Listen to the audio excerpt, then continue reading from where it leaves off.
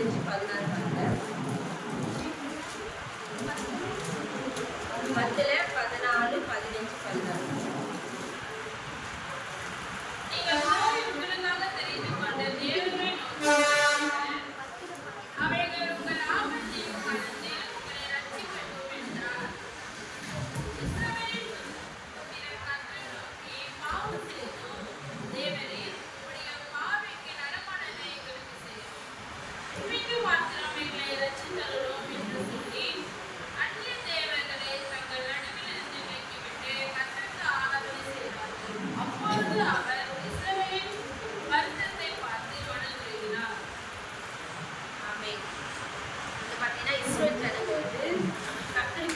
அந்த பாவனை வணங்குறதால கர்த்தரிடத்துல ஆபத்து கேட்கிறாங்க.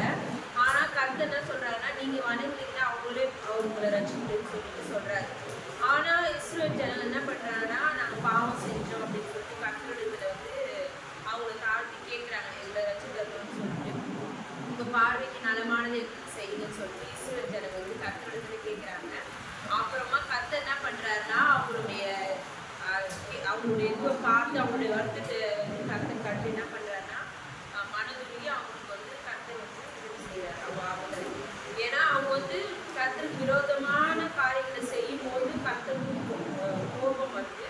ஆனாலும் நம்ம செய்கிற தவறுகளை நம்ம மனத்திற்கு கர்த்தரிடத்துல நம்ம கேட்டு பாவம் செஞ்சுட்டோன்னு சொல்லிட்டு நம்ம பண்றாருன்னா, கர்த்தர் ஆபத்து நாளில் நம்மளை காப்பாரு. ஆனாலும் நம்ம தெரிஞ்சு தவறை செஞ்சுட்டு கர்த்தருக்கு மன்னிப்பு கேட்டு தெரியாம ஏதோ சூழ்நிலை செஞ்சனா கர்த்தர் அதை ஆபத்துல நம்மளுக்கு மன்னித்து நம்மளை காத்து கொள்வாரு. அது மாத்திர சங்கீதம் 18 பாருங்க. 18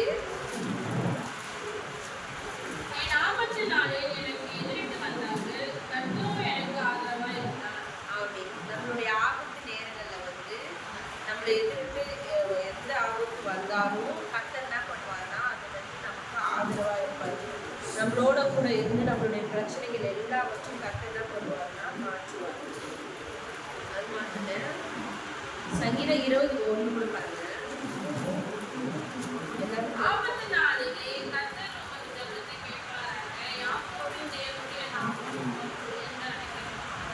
கர்த்தர் சொல்றாருன்னா, ஆபத்து நாளிலே நம்மளுடைய ஜெபத்தை கேட்கிறவரா இருக்கிறார். அப்போ நமக்கு ஒரு பிரச்சனை இருக்கோ, இல்லை மனிதர் மூலியமாவோ ஏதோ ஒரு சூழ்நிலையோ ஏதோ தேவையிலோ எந்த நாளில் பிரச்சனை இருந்தாலும் கர்த்தர் என்ன பண்ணுவாருன்னா நம்மளுக்கு அது செய்வார். இப்போ இந்த சூழ்நிலைக்கு நான் சொல்றேன், எல்லாருக்குமே இல்லையா, ஸ்கூல் ஃபீஸ் கட்டுறதா எல்லாருக்குமே ஒரு பிரச்சனை. அது ஆபத்து சொல்ல முடியாது, ஆனால் அதுவும் ஒரு ப்ராப்ளமாக நம்ம வாழ்க்கையில் வச்சுருக்கோம். அப்போ எங்களுக்கும் அதே தான், ஸ்கூல் ஃபீஸ் கட்டணும், அதுதான் பிரச்சனை. ஆனால் கர்த்தர் பார்த்தீங்கன்னா முன்னாடிக்கு மீறி ஃபீஸ் நான் ஒரு 13,000 மட்டும் பேலன்ஸ் கட்ட வேண்டியது இருந்துச்சு. ஆனாலும் கர்த்தர் என்ன பண்ணார்னா, அந்த நேரத்தில் எங்களுக்கு ஒருத்தவங்க மூலமா உதவி செஞ்சார். அது கடன் தான், ஆனாலும் கர்த்தர் திரும்ப அந்த நேரத்தில் கொடுக்கணும்னு இருக்கு பார்த்தீங்களா. நாங்கள் ஃபீஸ் கட்டணும்னு தெரிஞ்சிச்சு, மெசேஜ் வந்துச்சு. சரி என்ன பண்ணுறது அப்படின்னு கொஞ்சம் கையில் இருந்ததெல்லாம் கொஞ்சம் வச்சு இருக்கும்போது கர்த்தர் பார்த்தா, ஆனால் ஒருத்தக்கிட்ட நம்ம சில பேர்கிட்ட ஷேர் பண்ணுவோம். எங்கள் வீட்டுக்கு வரும்போது நிறைய ஃப்ரெண்ட்ஸ் இருந்தாலும் எல்லாருக்கும் ஷேர் பண்ணுவேன். எதுனா சொல்லுவார், இந்த மாதிரி போகணுடா அதுனா இல்லைன்னு சொல்லும்போது அவருக்கு சரி நான் அடுத்த கட்ட அப்புறமா உடனே கர்த்தர் மனிதர்கள் மூலியமாக என்ன பண்ணுறாருன்னா அது உதவி செய்யனா நாங்கள் கர்த்தர் நம்பிக்கை எப்படி கர்த்தர் செய்வார் அப்படின்ற ஒரு நம்பிக்கையில் இருக்கும்போது கர்த்தர் என்ன பண்ணுறாருன்னா யார் மூலியமாக நமக்கு உதவி செய்கிறாரு. அது மாத்திரம் இல்லை, சங்கீதம் 37:19 பாருங்க. 19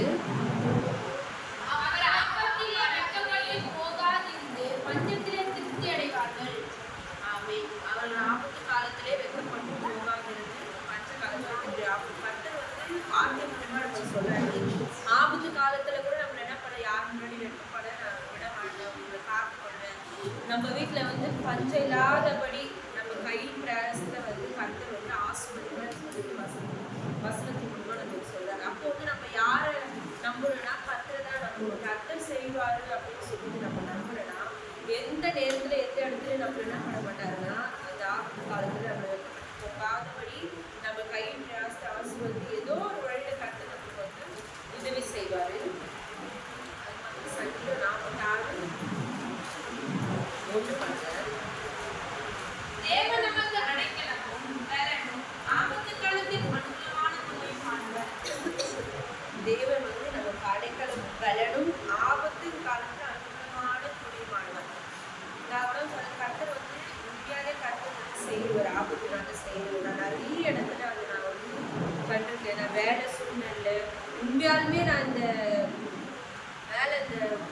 ப்ரெக்னன்சி தெரிஞ்சதுக்கப்புறம் இந்த வாங்கினப்போ நான் ரொம்ப வேதனைப்பட்டேன். ஏதாவது சொல்லவே முடியாது. அப்படியே ஒரு மாதிரி வேலை ஆனாலும் நான் போய் அந்த ஹாஃப் டே வந்து வேலை செய்ய கற்றுறது அவ்வளோ பயம். எனக்கு பயம், நிறைய பயம் இருக்கும். இப்போ வந்து வண்டி ஓட்டி போகணும், வெயிட் தூக்கணும், இந்த மாதிரி நிறைய பயம் எனக்கு ஓடினே இருக்கும். கற்று கொடுத்துட்டாரே இதை எப்படி நம்ம பாதுகாக்கிறது அப்படின்னு சொல்லிட்டு அந்த பயம் இருக்கும்.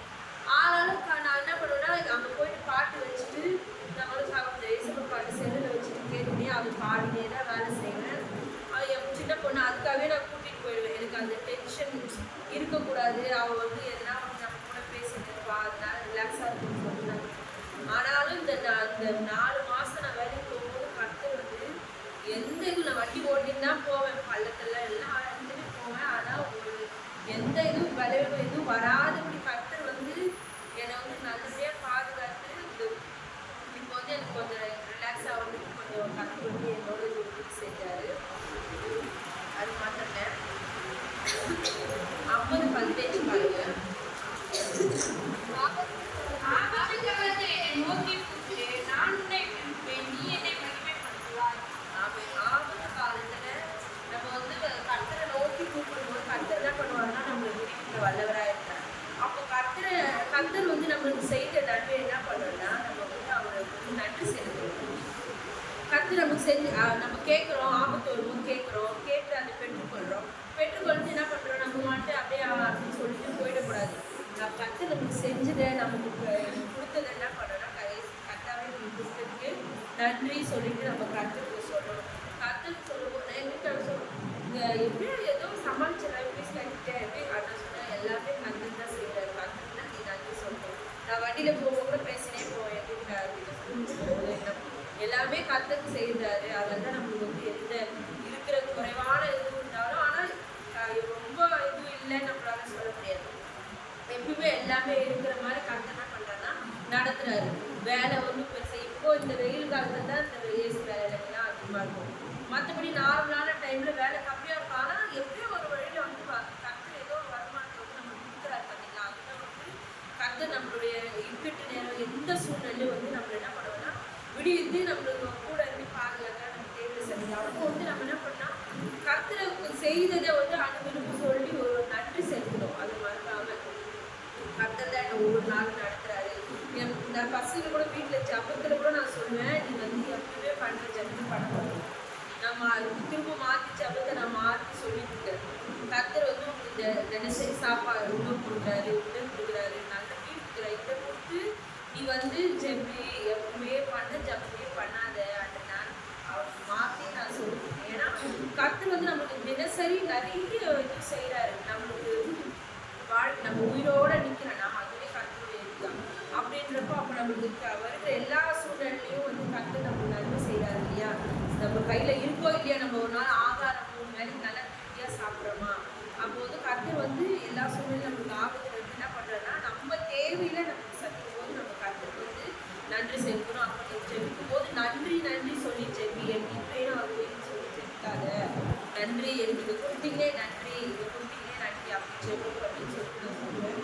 நம்மளும் அதே மாதிரி தான் கர்த்தரை வந்து எனக்கு இது கொடுத்தீங்களே, நல்ல வீடு கொடுத்தீங்க, நல்ல உறவு, நல்ல கனவு எல்லாமே சொல்லி நன்றி சொல்லி நம்ம ஜெபிச்சோன்னா கர்த்தர் என்ன பண்ணுவாங்கன்னா நம்ம வந்து நம்ம குடும்பத்தில் பிரச்சனையே இருந்தாலும் நாங்கள் சமாதானமாக இருக்கணும்னு சொல்லிட்டு கர்த்தர் ஜெபிக்கும் போது அந்த இடத்துல கர்த்தர் சமாதானத்தை உண்டு பண்ணுவார். 70-90 கூட பாருங்க சங்கீதத்திலே. அநேக இக்கட்டுகளையும் ஆபத்துகளை காணும்படி செய்த என்னை திரும்பவும் உயிர்ப்பித்து திரும்பவும் என்னை பூமி பாதாளத்திலிருந்து ஏற பண்ணுவேன். ஆமாம், அநேக இக்கட்டுகளை வந்து கர்த்தர் ஆபத்து நம்ம என்ன பண்ணுவாருன்னா காணொலி செய்தாலும் ஆனாலும் நம்மளை உயிர்ப்பித்து என்ன பண்ணுவார், நம்மளை வந்து அந்த பிரச்சனையிலேருந்து வெளியே வர செய்வார். கர்த்தர் வந்து பிரச்சனை மனித பூமியில வந்து நம்மளுக்கு பிரச்சனை இல்லைன்னா தான் கர்த்தரை தேடுறோம். ஆனால் பிரச்சனை இருந்தால் தான் நம்ம எப்படின்னா கர்த்தரோட இருக்கிறோம்னு சொல்லிட்டு அந்த அப்போ வந்து பிரச்சனை இருக்கும். ஆனாலும் அந்த நேரத்தில் நம்ம யாரை நோக்கி கூப்பிடுறோம், யாரை நம்புறோம்னு இருந்தால் கர்த்தரை நம்ம நம்பும் போது நம்மளுடைய எல்லா ஐக்கியத்தை சூழ்நிலையிலும் கர்த்தர் என்ன பண்ணுவார்னா அந்த பிரச்சனை வந்து நம்மளை என்ன பண்ணுவார் விடுவிக்க வல்லவராக இருக்கிறாரு. நீதிமொழிகள் 1:33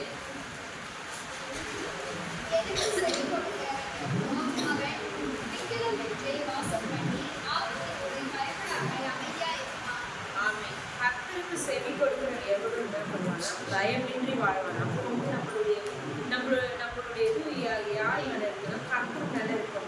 கர்த்தர் சொல்லுகிற வார்த்தை மூலியமாவோ நம்ம கேட்கறது மூலியமாவோ கர்த்தரிடத்துல நம்மளுடைய செவியை சாய்த்தோன்னா நம்மளுடைய எண்ணங்களை அவரிடத்துல வச்சோம்னா நம்ம எந்த சூழ்நிலும் நம்மள ஆபத்து என்று என்ன பண்ணுவோம் பயப்படாம ஆபத்து நம்மளை நோக்கி வருது எனக்கு பிரச்சனை இருக்கு நாளைக்கு இந்த பிரச்சனை இருக்கு இன்னைக்கு இந்த பிரச்சனை இருக்குனாலும் நம்ம அதை குறித்து கவலைப்படாம எப்படி இருக்குமோ அமைதியாக கருத்து நான் கர்த்தர் அதை கொடுத்துட்டேன் கர்த்தர் எனக்கு அதை செய்வாருன்னு சொல்லிட்டு நம்ம என்ன பண்ணுவோமா அமைதியாக இருக்கணும்.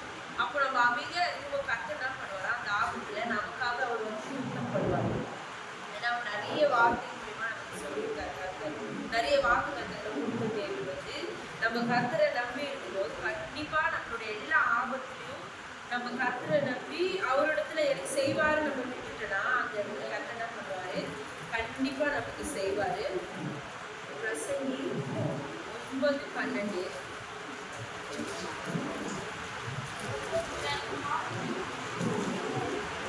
தன் காலத்தில் மனுஷன் அறியான் அச்சங்கள் கொடிய விளைவில் அகப்படுவதை போலும் குருவிகள் கன்னிகளுக்கு பிடிபடுவதை போலும் மனுஷன் கொள்ளாத காலத்திலே சடுதியில் தங்களுக்கு நேரிடுகிற ஆபத்தில் அகப்படுவார்கள். ஆமே. இது பார்த்தீங்கன்னா நம்ம அது எதுக்காக நான் சொல்றேன்னா மனுஷனுடைய இதில் நம்ம அந்த இதில் மாட்டக்கூடாது. ஆபத்து வரும்போது என்ன பண்ணா கர்த்தருடைய இதில் தான் நம்ம இருக்கணும். ஏன்னா தன் காலத்து மனுஷன் அறியாத மனுஷனுடைய வலையில அகப்படுவது போலவும் குருவிகள் கண்டுபிடிப்படுவது போலவும் மனுபுத்திரன் கொள்ளாத காலத்தில் சனியில் தங்களுக்கு நேரிடும் ஆபத்திலே அகப்படுவார்கள். நம்ம வந்து மனுஷனுடைய இதுலையோ இல்லை ஏதோ ஒரு இதில் நம்ம அகப்பட்டுட்டோம்னா நம்ம அந்த பிரச்சனைக்குள்ள விழுந்துருவோம். அப்போ நம்ம எப்படி இருக்குதுன்னா ஞானமா கர்த்தரிடத்துல நம்மளுடைய காரியங்களை இருக்கும்போது நம்ம கொஞ்சம் ஞானமா என்ன பண்ணலாம். இப்போ நிறைய பேர் நம்மளுக்கு சொல்லுவாங்க மனுஷங்க கூட நம்மளுக்கு ஏதோ ஒரு சூழ்நிலை பிரச்சனையில இப்படி பண்ணி அப்படி பண்ணி நம்மளுக்குள்ள ஒரு சில பேர் நல்லது சொல்லுவாங்க சில பேர் கெட்ட இது சொல்லுவாங்க. நம்ம வந்து அதை யோசிக்காம நம்ம யாரும் சொல்லிட்டாங்க அதை கேட்டு அப்படியே செய்யக்கூடாது. செய்யாம யார் என்ன சொன்னாலும் நம்ம கர்த்தருக்கு தெரிஞ்சு நம்ம மனசுக்கு எது சரி எது தப்பு அப்படின்னு நம்ம யோசிச்சு செய்யும்போது நம்ம வந்து அந்த அந்த கெட்ட வலைகளை நம்ம மாட்டாம என்ன பண்ணுவோம்னா அதுல இருந்து ஆபத்துல இருந்து நம்மளை வந்து கர்த்தர் கேட்பாங்க. அப்போ நம்ம மனுஷனை நம்பி நிறைய காரியங்களை ஏமாந்து போவோம். மனுஷனை நம்பி நிறைய இடத்துல நம்ம என்ன பண்ணுவோம் இழந்து போயிடுவோம்.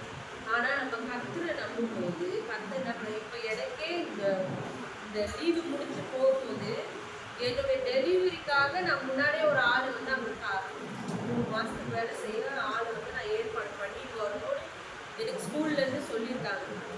ஆனால் எனக்கு யாரும் ஆள் கிடைக்கல. ஆனால் நான் யாரை நம்புறேன்னா நான் தினசரி நான் எனக்கு அது மைண்டில் ஓடிட்டே இருக்கும். நான் வீட்டுக்காக குழம்பிட்டே இருப்பேன். எனக்கு ரொம்ப அதுவே ஒரு சிந்தனையாக இருக்குது. நான் எப்படி ஆளை ஏற்பாடு பண்ணுவேன் எனக்கு தெரியல. அதனால நான் நம்புகிறேன் இந்த லீவுக்குள்ளே எனக்கு எதனா ஒரு வழி கற்று திறப்பாரு எனக்கு அந்த சூழ்நிலை இருக்கும்போது ஆனால் சரி கற்று செய்வேன். எவ்வளோ நாளில் செஞ்சுட்டாரு எவ்வளோ செஞ்சுட்டு வராரு ஏதோ ஒரு வழியில் எனக்கு ஏதோ ஒரு உதவி வரப்போகுதுன்னு எனக்குள்ள ஒரு நம்பிக்கை இருக்கும். இந்த லீவுக்குள்ளே கண்டிப்பாக கற்றுக்கணும். எனக்கு யாருன்னா அப்படி இல்லைன்னா இந்த 1 வருஷம் ஆனால் தான் பர்மனெண்ட் ஆனால் தான் டெலிவரி அப்போ லீவ் கூட எனக்கு கிடைக்கும். ஒன்று கத்தரை இப்படி செய்யணும் இல்லைன்னா என்னை பர்மனெண்ட் ஆகிடும். 1 வருஷம் 8ஆம் மாதம் வந்தால் தான் 1 வருஷம் ஆகுது. எனக்கு 9ஆம் மாதம் டெலிவரி.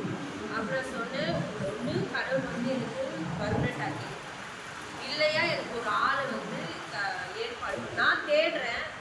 நான் தேடும்போது கர்த்தர் தான் எனக்கு நிறைய தெரிஞ்ச இடத்துல நான் சொல்லியிருக்கோம்.